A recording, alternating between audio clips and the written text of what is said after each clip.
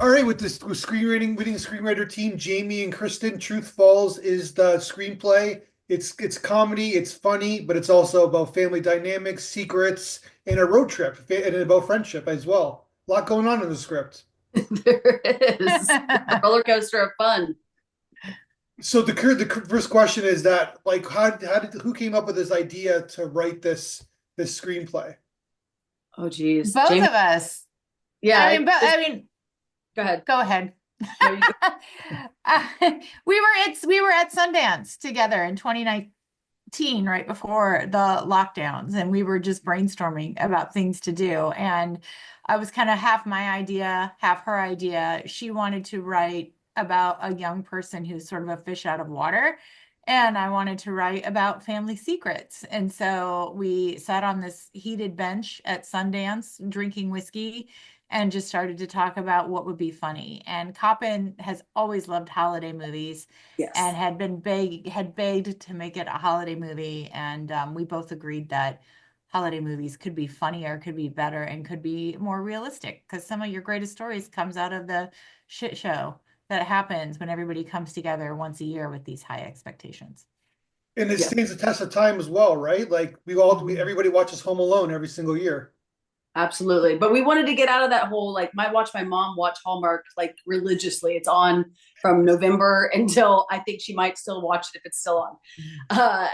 We wanted to kind of get out of that whole tone of like, yes, I know that it's great and wonderful to see some girl come to a young town and save it and fall in love with the local, construction worker, whatever it looks like. And we were like, but that's not really reality. But like, we need to like show because a lot of times Mhm. we have such messy families. There's things that happen during the holidays when you get everybody together. We're like, let's tell the truth behind this. Let's just show what it looks like when you have a family secret come out during one of the most magical times of year where everyone's more joyful. Just means Yeah.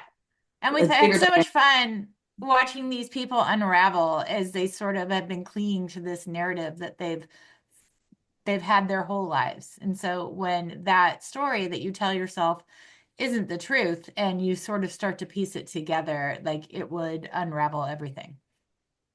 And how do you guys know each other before? Like, I'm assuming you didn't meet at Sundance. No. Nope. We met before in a women's group called the New Hollywood, and both of us lived in Los Angeles. I've moved since then, but we met there for a collective to be part of a group of producers. And it didn't work out with that company at Sundance, but we were like, we loved each other. I'm like, let's collaborate. Let's work together. That's amazing. Made each other laugh. And that's like the best thing about writing this script together is that you would have these 2 and 3 hour sessions where the other person would just try and make the other person laugh. And we wrote it all through COVID is when we started to sort of blue sky it. And it was just this wonderful reprieve from real life. What do you mean by blue sky it?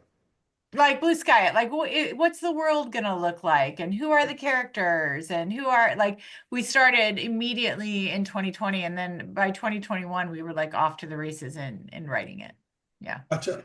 Because I'm no, I think of blue sky. I just think of the new social app. That's why I got confused. Ah, yeah, I understand. Yeah. Okay, so you guys would talk like with like this on Zoom, and you guys would discuss the script like this. Yeah, yeah. We only got Yeah. to maybe meet a couple times in person when I came out to LA for work, and we'd get together. Then be like, "This is so much better."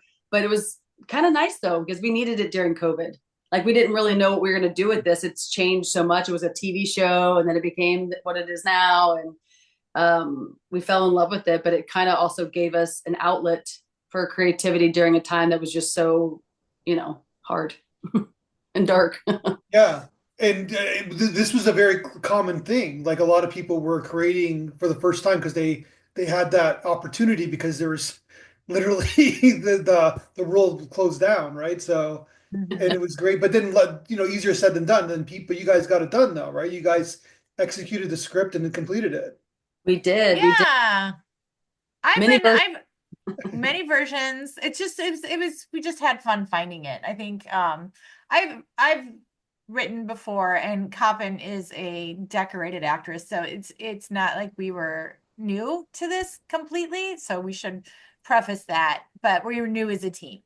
And I think that it was just you know when something's working, and when you feel a vibe with somebody and you make each other laugh, and you both have a good sense of story. I mean, Coppen's been in this industry since she was 15 years old. I'm 20 years in. So I think it is just in media. So I think it was just, it was the alchemy of the two of us. That was really fun. Did you guys have like what was the structure in terms of how did you guys would meet, discuss, but would someone write a scene and you would write it? Like, what was the process of you guys writing together? We wrote together. She's more of a structure woman than I am. Thank God for that, because she's brilliant at that, and I needed that. I'm the one that will like spit ideas out or do dialogue, but she's the one that's really great with structure.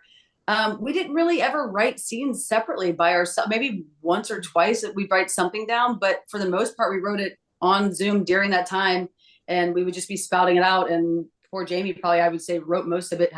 She was this. There's only a few times that I would get in there and I'm like, I'll take over. Yeah. I'll take over. I would just spout out. So we did it mostly over our Zooms or FaceTime. And I think there's a real reason why actors write, because they get what works in a scene. They get what's funny. Like it was beautiful. I could say, play it this way.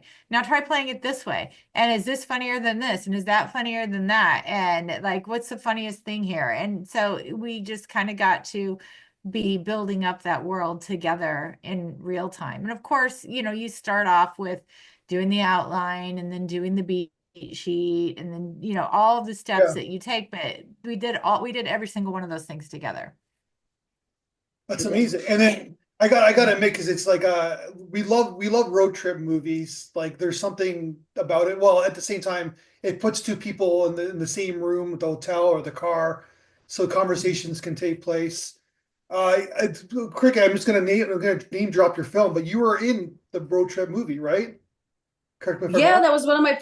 I was 15 in it. Yeah, I played Kim. I was one of my first things. I went for like an open call, and the casting director at the time, she's like, "Do you want to read for a role?" And I was like, "Yes, I do want to read for a role." And then before I knew it, I was meeting Todd and in front of him, and got the role. And I was like, "All right, now I get to take this to the next level." It was a lot of fun. I was super sick when we filmed it, and I had no idea how to smoke pot in my scene. I was 15. He was like, "You know what you're doing, do you?" I'm like, "No, I don't." That's funny. But it was a lot of fun. So Todd Phillips, he's done pretty well for himself since then, right? He has. He's done very well for himself. I think he's made quite the name for sure. He's doing quite well. That's a good start. It's almost like you come full circle with another road trip movie. I have. Yes, I have. I know. We kept saying, do we need to write more on the road trip? But we were like, no, I got to make it more about the destination that they're at. Sure, of course. We do love the road trip part. Road trips are always fun. I think we took a lot of the road trip part out. We had it at the beginning of the script. We had so much of like montages and fun things they were doing. And I think we got so sad having to take it out because a lot of feedback was it needs to be shorter. But still make it back in. I mean, this was one of our first drafts of the holiday full feature version of it. So we were so happy to get like a good response. We entered competitions just to sort of find out if we were on the right path, just to get feedback, because your friends can only read it so many times. Yeah. And we wanted real feedback as to, is this working? Is it not working? And on fresh eyes. Yeah. And another thing is that we were both so inspired by like planes, trains, and automobiles, and like the John Hughesy world where the kids have real problems and that type of humor. So there are a lot of like inspirations for this. Yeah, 100%. And I don't know if you thought of this, but this movie kind of reminds me of Rain Man, where I watched that the other day. It's about inheritance, right? Mm-hmm. Yeah. Like someone mad is like, where's my money, right? Yep. My dad died, or my parents died. Secret. Like he had no idea he had a brother. 100%, yeah. I didn't think about that, and I legit watched that the other day. That's a huge compliment. Yeah. Huge compliment. Yeah. Of course, this is more tone wise with the comedy, right? But but it's really about family secrets. The guy wants his money. There's a selfishness aspect to it. Understand, right? Yep. So, yep. That's a good one. I never even thought about saying that. It is Rain Man. It's the exact same thing. What you think you want is one thing, and what you need is love.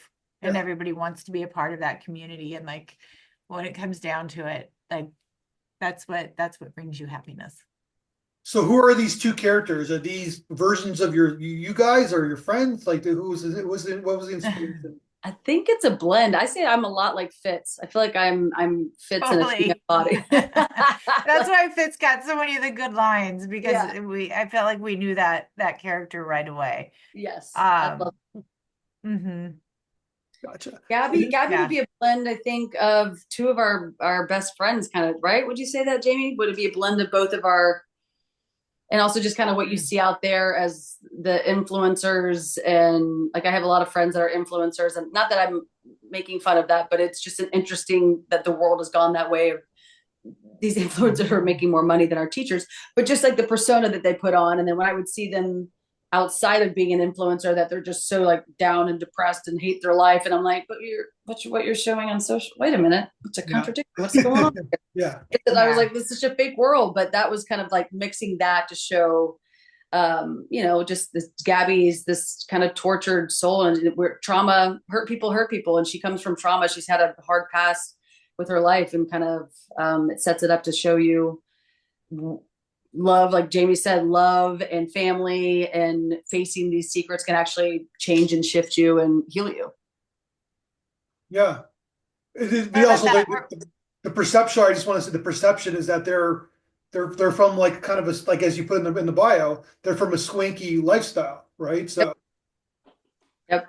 She's used to that hoity-toity, has everything paid for. That's why she's such a, brat about just wanting her inheritance. I don't want to have to deal with anything else. I just want my money. I want my lifestyle the way it is, and move on with my life.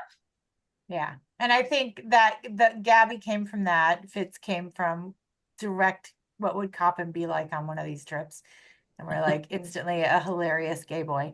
And then I think that Tibby was, I have a friend who has a mom who, instead of going to therapy, just does alternative thing after alternative thing and after alternative thing. And I was fascinated with that world and what it is like when you think you're scratching the surface, but you're never going into the well to figure out what's wrong. So, I mean, there's so many things that inspired this, but definitely Coppen for Fitz and friends and family for the other leads.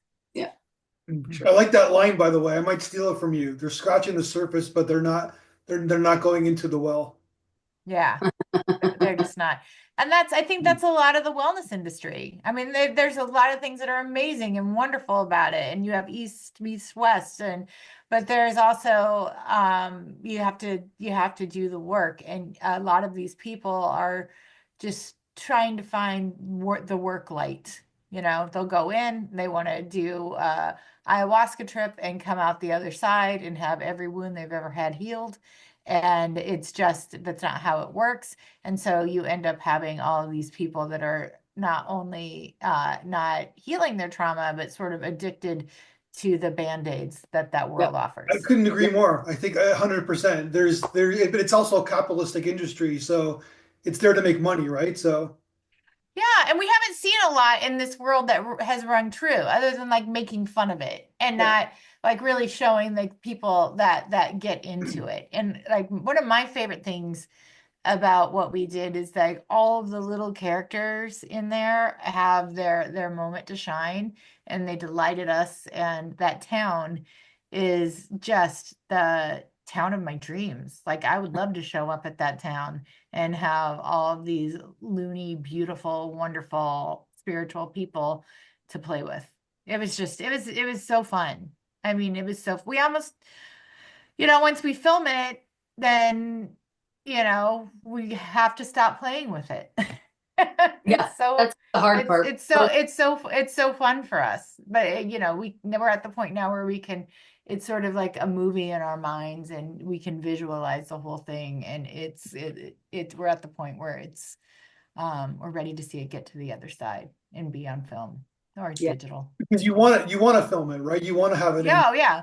Okay. Yes. Yeah. We are trying part of our funds raised, and we're in talks with some people. So we're trying to get it off the ground. We don't want to just sell it to somebody and give it up. We're like, no, we want to do this together. We want to produce and watch this be completed.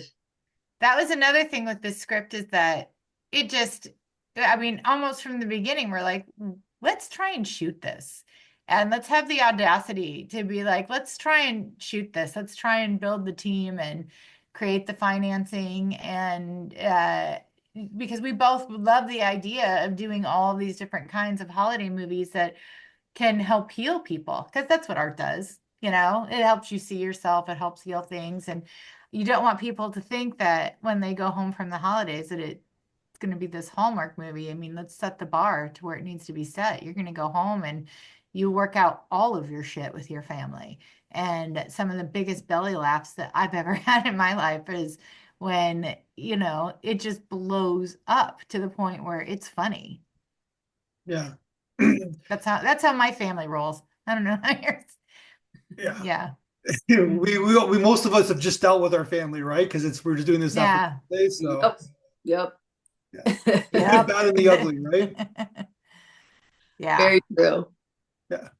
So okay, so there's something interesting that you wrote in the blog that I loved. That you said we asked you what obstacles did you face to finish a screenplay, and you said cutting funny scenes that we love that don't serve the story. I love that comment because it's so true that it's a comedy tone wise. You have to lead with comedy, but it's still everything has to serve the story. And if it doesn't serve the story, then the funny line needs to go. Yeah.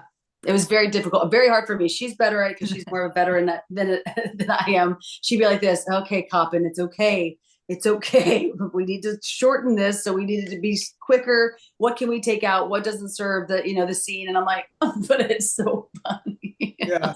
You're killing me. Well, I tried to soften the blow, being like, we wouldn't have gotten here had we not gone there, and it was fun going there. But at a certain point, it just becomes a trip to the zoo. And you know, you have these character arcs that you need to serve, and you have this end game that you need to get to, and you got to get there. And that again, that goes from it was just so much fun to write. Like some of these characters I just make me laugh. And I can't wait to see the comic actors that fill those shoes. It's just fun. It's just a fun world. So that like because the laughter there needs to be emotion to the laughter, meaning that it could be funny, but then you see this in movies all the time where like it's a funny scene, but it doesn't really do anything for the movie. So it's kind of like a hollow laugh in a sense. Yeah. Mhm. It's subconscious too, right? We're Yeah. like we're not seeing we're laughing, but we're not really like with the characters, I guess, when it's happening. So Yeah, it needs to make sense. We had a lot of that going back over it and through it. We're like, okay, yeah, that's funny, but does it really help the scene move forward? Does it really help what's going on with all these characters in the big end game? We're like, no, it's just funny to us. So let's take it out. It's heartbreaking. It Mhm. is. It is. It's hard because you know it's a good joke and you know that someone could pull it off beautifully, but also it's so much better when it means something to that character and yeah. when the comedy comes from something that is real rather than just a really good line. But I don't love a really good line. But you know, you want it to be a little richer than that. Yeah.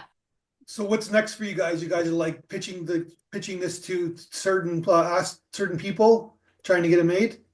Yes, we've got about half raised right now, and so we've got some meetings this month. It's January. Geez, I keep forgetting. This month to hopefully we want to be doing this in the next, I would say next couple months, right, Jay? And we want to be doing this like in springtime. And pre-po would be nice. Yeah, Yeah. that's amazing. Have you guys lined up any like per people? Because they're great roles.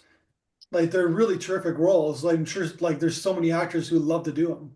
There are Sorry. I'm sorry that I keep flickering on and Yeah. off. For people watching this later, we're in like a hurricane wildfire over here on the west side of Los Oh, I'm Angeles. so So sorry. it's yeah, possible.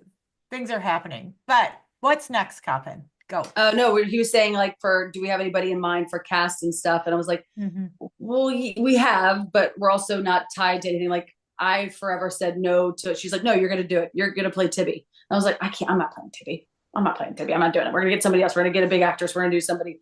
And, but I finally gave into it. And I was like, I would love to play Tibby. But again, in a producer stand role, if somebody that had a name that brought some clout to it, then I would have no problem being like, yeah, let's have them do it. So we have people in mind, but we don't have anyone set in stone. And we've done a reading, and we had some really funny comic actresses play those roles that we think would fit in. But we're way before casting. But it is going to be a casting director's dream, because each one of those is specifically, it's easy to see what your clients, specialties and like their strong suits would play into these things. So I'm excited. I'm excited to see who gets to play them. I would love to see Coppen play Tibby, because I think she's such a funny comedic actress. But she is being very deferential and saying, if somebody big that brings us more money and makes it a bigger sale comes in, then we got to do that. She'll be in it somewhere. She'll be in it somewhere. But remember, Sylvester Stallone didn't back down. He wanted to do he said, I'm doing Rocky no matter what, right? So that's true. That's true. I would love to do it. I would love to play. I have no problem. It would be awesome to do, for sure. Yeah. I would have no problem. Tibby's one of those roles that is she's messed up, but she's funny and we love her. And so it's like it's a lot of really good dramedy, and you're really good in drama and you're really good in comedy. So that role has to be someone who understands the both. Yes, I would like to do a comedy. Yeah. I haven't done one in a hot minute. That last one was heavy. So I would like to do a comedy.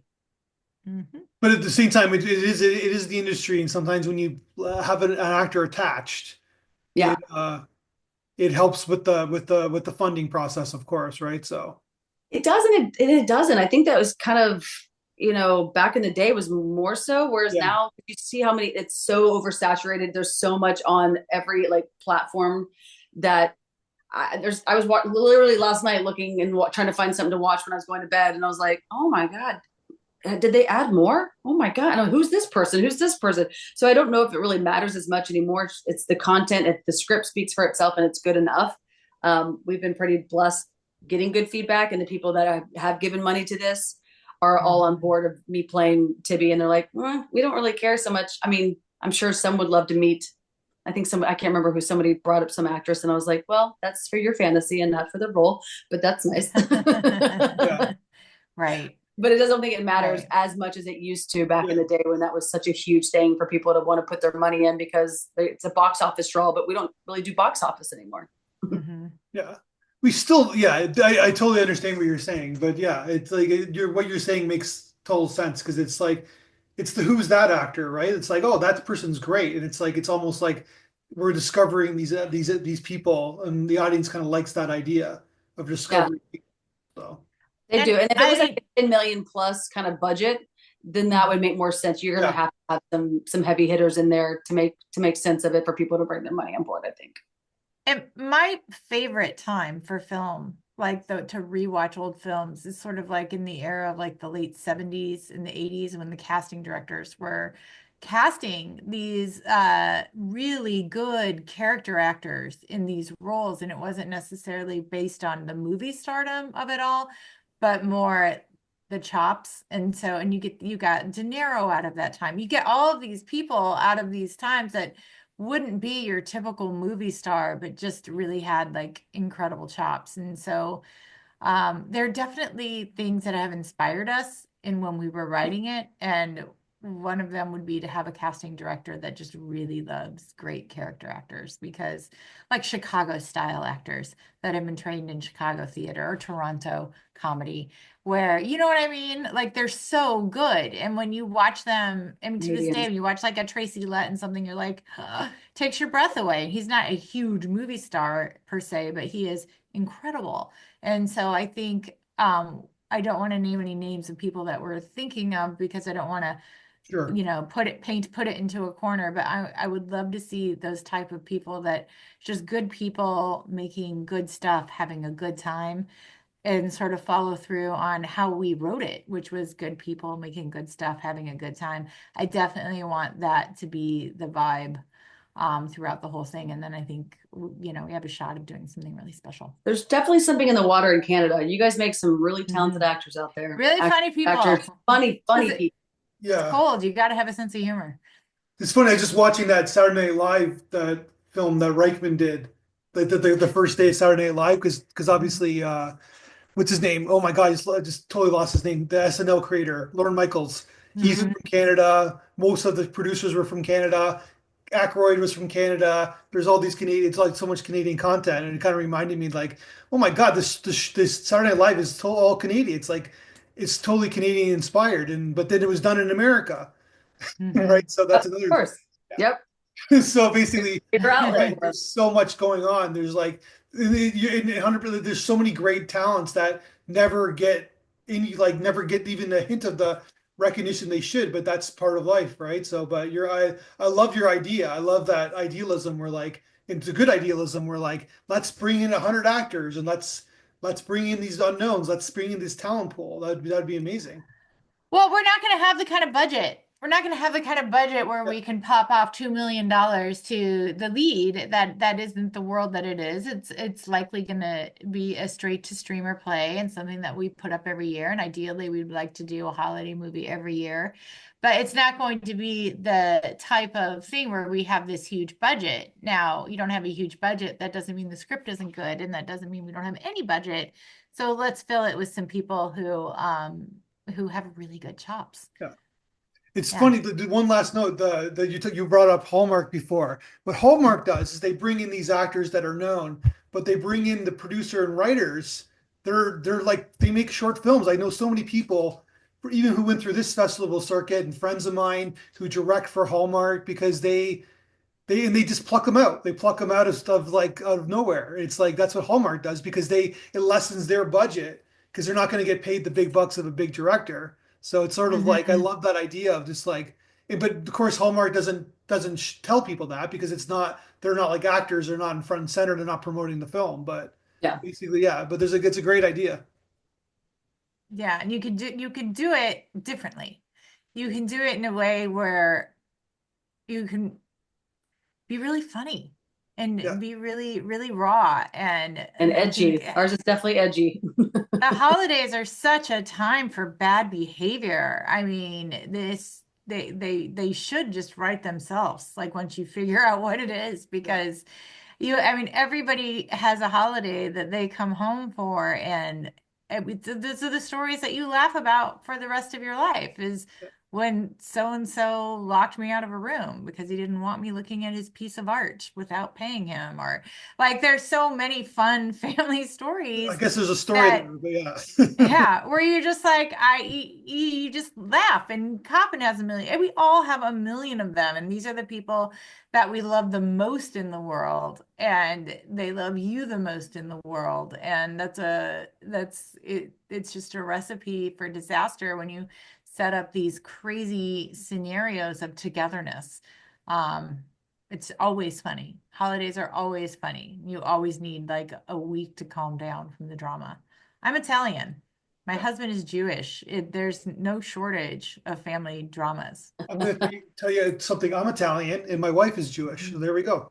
So you get That's it. Yeah, they're the same. it's, I know that Italians and Jews are the same, basically. it's, It's it is true. it's the exact same Lots of culture. food. Yeah. Lots of Only food. our our food is better. It's not really Italian up for food, yeah. debate. But I don't mean, tell it's not really. a Jewish person that. So yeah. I love a brisket and I love a kugel and a good. I mean, there's a lot of things that I love, but Italian come though is the best. Oh. Yeah. come on, The come on. bagels though, right? So hey, yeah. Toronto bagels are good. Oh, really? Because my wife's Yeah. from Montreal. She doesn't think the Toronto bagels are good. She likes Montreal bagels. So They're different. They're cakier. yeah, she doesn't like the cake. It's too mungy. So Yeah. I like them. I Yeah. know I like them too. It's funny enough because I'm going later today to get bagels for dinner tonight. So That sounds lovely. all right, on that note, Guy, really great talking to you. I wish you the ultimate best of success. Thank Keep you in so touch. I want to know much. where the film's going and we can help promote it, of course. Thank, And love your script and let's talk again soon. thank you All so right. much. Thank you so much. Here, bye.